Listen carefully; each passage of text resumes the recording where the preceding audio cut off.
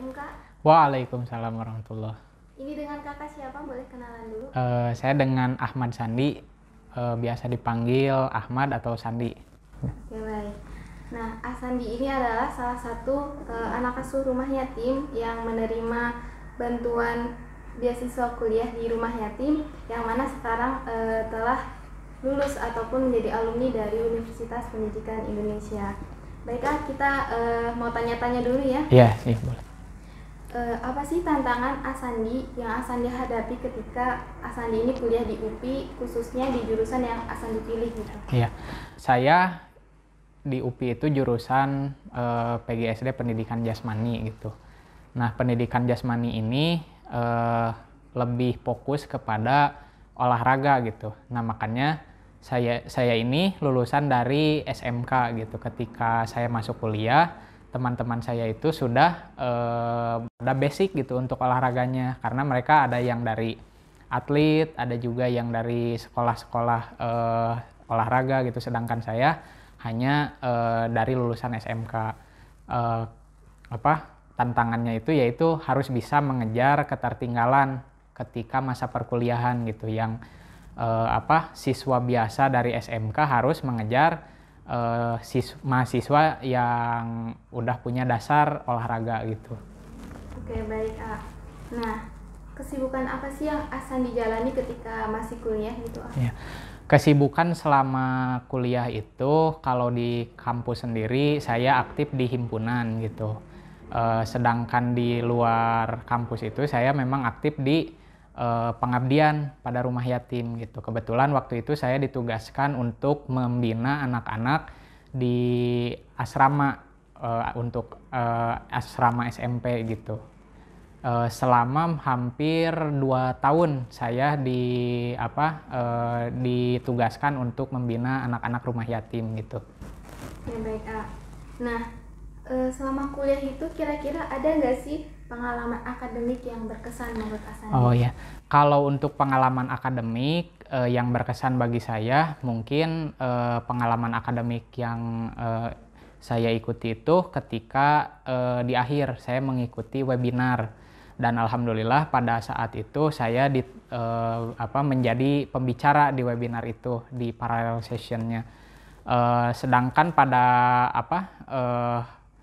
pembicara utama ya dari dosen luar negeri gitu, dan di parallel session alhamdulillah saya berkesempatan untuk menjadi pembicara di parallel sessionnya itu. Oke.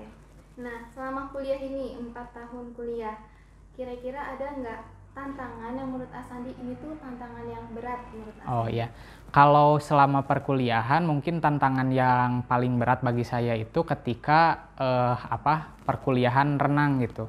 Karena posisinya pada waktu itu saya belum terlalu mahir untuk berenang gitu. Sedangkan ketika di perkuliahan dituntut untuk bisa mahir berenang gitu. Dan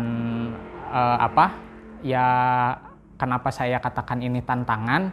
Ya karena mungkin ini berkaitan dengan nyawa gitu ya. Ketika saya tidak bisa untuk mahir berenang, ya mungkin saya tidak akan bisa gitu menyelamatkan, atau saya sendiri yang akan menjadi korban gitu ketika berenang gitu. Nah, boleh nggak diceritakan gitu bagaimana reaksi orang tua ketika tahu bahwa Asandi ini mau melanjutkan ke kuliah gitu? Ketika awal saya mengikuti SBMPTN pada waktu lulus sekolah di SMK, saya mengikuti SBMPTN. Saya ikut tes di beberapa universitas, termasuk satu di dalamnya di UPI gitu.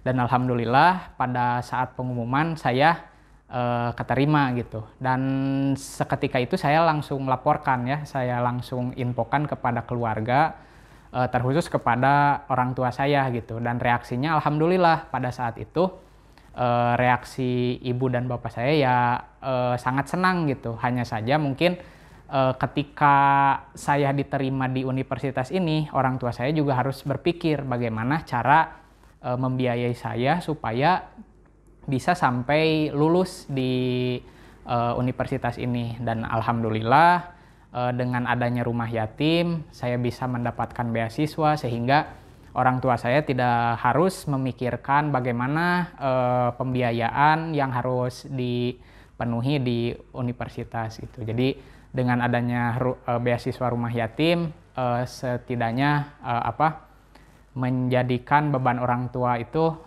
berkurang gitu. Oke, baik Kak. Nah, tadi sudah lumayan banyak cerita tentang kuliahnya. Sekarang boleh diceritakan bagaimana Asandi ini bisa ada di rumah yatim? Iya. Pada awalnya mungkin kenapa saya bisa ada di rumah yatim itu, saya itu melihat saudara saya yang kebetulan sudah terlebih dahulu ada di rumah yatim gitu, dan ketika saya lihat mereka sangat baik gitu dalam hal akhlaknya gitu, dan juga yaitu mereka itu terlihat terdidik lah gitu.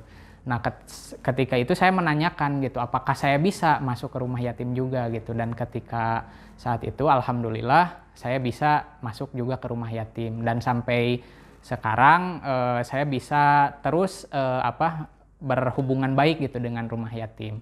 Pada waktu saat saya masuk itu kondisi rumah yatim itu belum seperti sekarang gitu ya, belum seperti sekarang, karena pada waktu itu rumah yatim itu masih tahap perkembangan gitu. Jadi saya merasakan pindah-pindah asrama gitu, terus kemudian masih gitu suka dukanya masih banyak gitu waktu dulu. Dan alhamdulillah gitu ketika sekarang saya lihat rumah yatim, alhamdulillah rumah yatim itu berkembang dengan pesatnya gitu, dan saya doakan semoga rumah yatim itu selalu senantiasa amanah dan juga menjadi lembaga amil zakat terbaik di Indonesia gitu. Kira-kira apa sih kontribusi Asandi itu untuk Indonesia? Iya, saya lulus sebagai sarjana pendidikan gitu, makanya kontribusi yang ingin saya berikan kepada negara Indonesia ini yaitu memajukan pendidikan Indonesia supaya masyarakat Indonesia ini bisa terdidik gitu dengan merata gitu ke seluruh pelosok negara Indonesia gitu.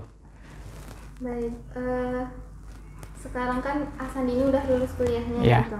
Apa yang Asandi harapkan dan juga tujuan besar apa yang ingin Asandi capai gitu untuk ke depan?